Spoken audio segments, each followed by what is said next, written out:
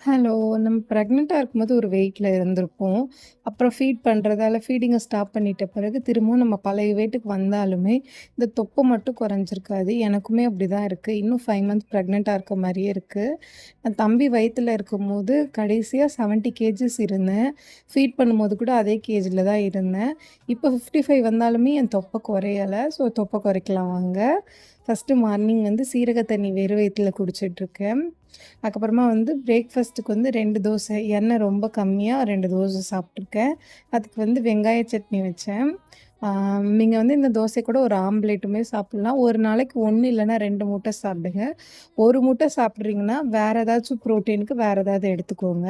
நான் 9:30க்கெல்லாம் பிரேக்ஃபாஸ்ட் முடிச்சுட்டேன். லஞ்சுக்கு வந்து ஃப்ரைட் ரைஸும், அது வந்து பன்னீரும், எக்கும் மிக்ஸ் ஆன மாதிரி ஒரு ஃப்ரைட் ரைஸ் செஞ்சு சாப்பிட்டேன். அதுக்கப்புறமா இந்த பச்சை பயிறு வந்து நாளைக்கு ஏதாச்சும் கொஞ்சம் கிரேவி மாதிரி செஞ்சுக்கலான்னு இந்த பச்சை பயிறு வந்து ஊற வச்சுட்ருக்கேன். நீங்க வந்து ஒரு நாளைக்கு வந்து ஏதாச்சும் ஸ்நாக்ஸ் சாப்பிடும்போது ஒரு பழம் எடுத்துக்கோங்க ஸ்நாக்ஸ்க்கு பதிலா. 2வது வந்து ஒரு நாளைக்கு 1க்கு 2 முட்டையாச்சும் எடுத்துக்கோங்க. இந்த சுகர் ஐட்டம், டீ, காஃபிய கட் பண்ணிக்கோங்க. ஆனா இந்த எக்ஸர்சைஸ் தான் ஃபாலோ பண்றேன். நாள் இதில இருக்க மாரி 3 செட்ஸ் கண்டிப்பா ஃபாலோ பண்ணாதீங்க. கை, கால், வயிறு வலின்னு பயங்கரமா இருக்கும். ஸோ, அதனால ஒரு 3 நாளைக்கு 1 செட் பண்ணுங்க. அடுத்த ஒரு 3 நாளைக்கு 2 செட் அப்படி கொஞ்சம் கொஞ்சமா இன்க்ரீஸ் பண்ணுங்க.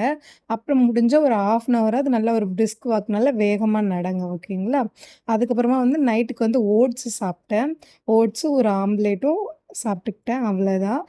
எதுவுமே வந்து எடுத்த உடனே நமக்கு ரிசல்ட் கிடைக்காது. கன்சிஸ்டன்சி தான் முக்கியம். தொடர்ந்து பண்ணுவோம். பாய்.